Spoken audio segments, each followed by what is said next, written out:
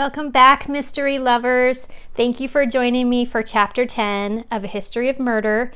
This is Book 1 in my Jericho Falls Cozy Mysteries.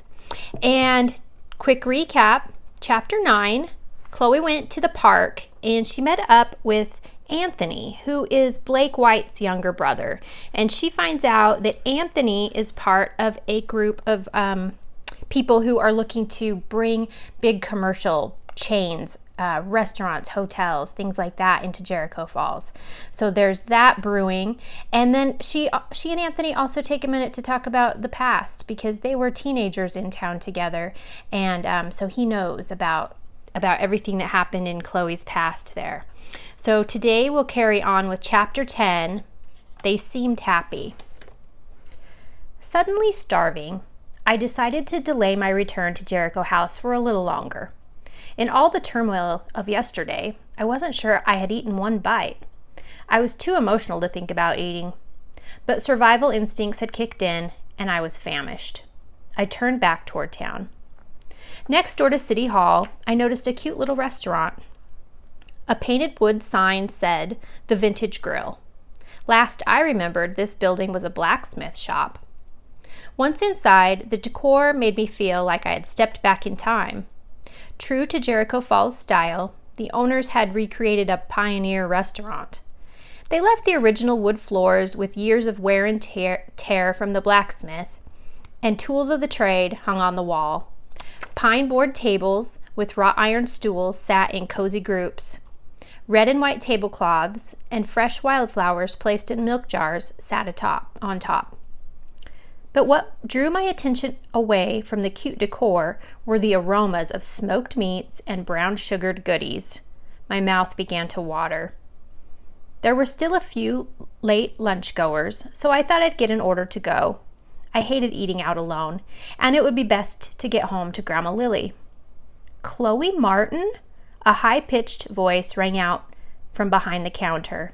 None other than tall, graceful Jeannie Painter greeted me. "It's been too long," she sang, while outstretching her arms for a hug. "It has," I agreed. She looked beautiful. Natural black hair, mocha-hued skin, and legs for miles. "Is this your restaurant?" I asked. "Yes, my husband and I own it. He's the pitmaster." She laughed. "I've told him so much about you. Wait here. I want to introduce you to." Jeannie skittered toward the back, and I was left standing at the counter, my stomach growling like a wild beast and worry mounting. What had Jeannie told her husband about me exactly? She quickly returned with a tall, gorgeous blonde who looked like he should be out riding the range, not slaving over the stove. He was in jeans and boots and had a mustache. The sleeves of his cowboy shirt, with those shiny pearl buttons, were rolled up. He also wore an apron, which likely hid a big, shiny belt buckle. Their complexions complemented one another's completely, making them a strikingly beautiful couple. "This is Eric," Jeannie beamed.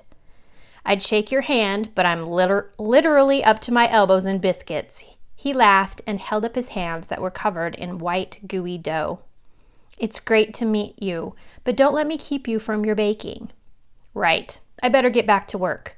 But I am interested in hearing all your stories about this girl." He gave Jeannie a playful bump shoulder to shoulder. They gazed into each other's eyes. Wow, they seemed happy. "Let me treat you to today's special on the house," he said with a charming drawl and a little wink before going back to the kitchen. "Holy hunk," I said to Jeannie, my eyes wide. "I am completely out of the loop. I always thought you and Brian Simmons would tie the knot." She winced. "Oh gosh, no. That was just a high school thing. We both moved on shortly after, well, you know." Jeannie nervously untied and retied the apron around her waist. She looked as uncomfortable as I felt, referring to the summer Christy died. "But Eric," she went on, "he's the best. We met at college in Texas, and I dragged him back to Jericho Falls with me. Mom needed me. We opened the restaurant last year. It's been great." A pang of guilt went through me. Grandma needed me here too, but I hadn't been so quick to respond. Jeannie insisted I stay and eat. She sat me at a comfortable table near the window where I viewed the street through the crisp white cafe curtains. She said she'd be right back. While she was gone, it gave me time to think. Jeannie had been at the falls that day.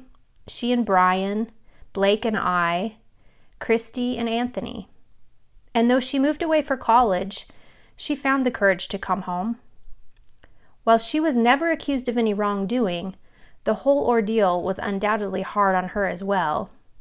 Maybe there was a way for me to get past the past.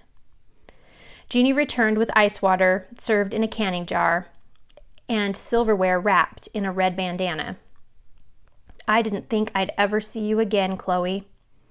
I choked down the mouthful of water I had gulped. Oh, sorry, I shouldn't have said anything. And with what happened to Art yesterday, forgive me. It's all right, I said, working to gain composure. But how did you hear about Art? Your grandma's neighbor's housekeeper's husband works at the grocery store. When we got our daily order, the delivery boy told us all about it. I closed my eyes and sighed. So in other words, everyone knows by now. I folded my hands in my lap.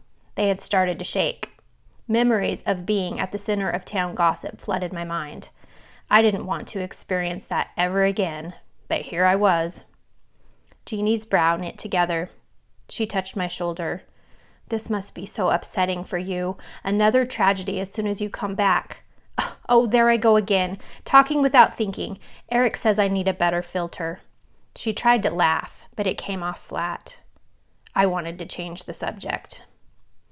Did you know that Grandma Lily and Art were dating? I nodded. Of course, they were so cute together. They came in for breakfast all the time. Art loved Eric's cooking. Just then, Eric arrived with a pulled pork sandwich topped with coleslaw and a heaping side of bacon mac and cheese, all served in a pie tin. Wow, this looks delicious, I said, my mouth watering. Give her a try, he said with a grin. Everything is homemade, right down to the potato roll bun. I bit into the sandwich. The perfect combination of sweet, heat, and creaminess hit my taste buds. I nodded and resisted the urge to moan with delight. Glad you like it, Eric said. He rushed back to the kitchen. Jeannie was called away to help a group of new customers. By the time she returned, my plate was empty. Next time I'll try to savor more, I joked. That was the best meal I've had in ages. I'll give your compliments to the chef, she said. Pushing my plate away, I asked, Jeannie, did Art ever come in here with others, like friends? Sometimes, she said thoughtfully. As a matter of fact, he came in last week and Blake White joined him. Did you know that Blake is running for mayor? Jeannie placed a hand in front of her mouth and stifled a giggle. I nodded. I ran into him this morning. Well, that's not very surprising in this tiny town. Anyway, they had what looked like a business meeting and then left. I held my hands together again. I knew there was a reason Blake showed up at the crime scene aside from worry for my grandma. I'd bet another order of bacon mac and cheese that it had something to do with his meeting with Art. Oh, and I almost forgot, Jeannie went on. The day before yesterday, his boss came in looking for him. Her name is Mariah. She said Art had gone out for coffee and hadn't returned. She seemed steamed. Jeannie smiled at herself. No pun intended. I smiled at her. Same old Jeannie. Then her mood shifted. I still think about her, you know, Jeannie said, in the same way you might own up to a bad habit. Me too, I said, all the time. Just yesterday, I got a box of Christy's things that her mother sent me. It's brought back a lot of memories. Jeannie stared. Really? What kind of things? I shrugged. I haven't had a chance to look through it yet. I saw a few CDs, a diary, some knickknacks. She nodded. Neither of us knew what else to say about our dead friend, Christy. Well, Jeannie, thanks for everything. I'd better get back to Grandma Lily, I said. Are you sure I can't pay for my lunch? Definitely not, Jeannie said. And before you leave, I asked Eric to make a little to-go bag for your grandmother. She needs everyone's support right now. Within moments, I was walking out of the vintage grill with a big paper bag that smelled divine. Grandma and I weren't going to have to cook for days. All right, that's our chapter 10.